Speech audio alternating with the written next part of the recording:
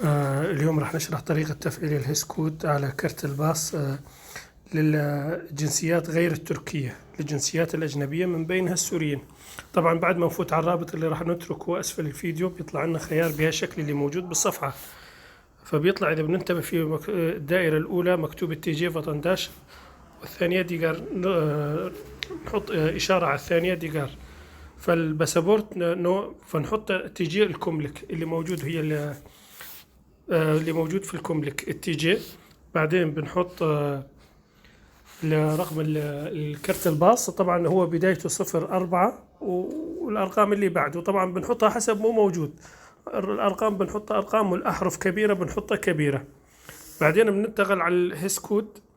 الهيس كود طبعا حكيت طريقته قبل، انه نرسل رسالة على 2023 بنكتب فيها كلمة هس بالكبيرة فراغ، بعدين تجي رقم الكملك فراغ، بعدين المواليد سنة المواليد، يعني مثلا 1990 مثلا، وبنرسلها على 2023. بيجينا رسالتين، الرسالة الأولى فيها رقم الكملك، الرسالة الثانية فيها فيها رابط. بنفوت على الرابط بيطلع لنا الهيس كود، بناخذه بنحطه هون بمكان الهيس كود. بعدين بيجي رقم التليفون، بنحط رقم التليفون بعد الصفر، يعني 5 3 مثلا، وتكملة التليفون. بعدين بنرجع اللي تحته الإيميل، بنحط الإيميل.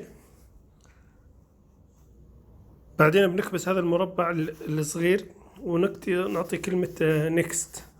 بعد ما نضغط على نيكست بيطلع الخيار، بيطلع خيار انه تأكيد المعلومات اللي حطيناها، فبنعطي تأكيد وبيأكد لك. بعدين بتطلع لك صفحة بتأكد انه مش الحال وصار الهيس كود موجود على كرت الباص تبعك، وان شاء الله يكون فيها إفادة للجميع، والله يجزيكم الخير جميعا.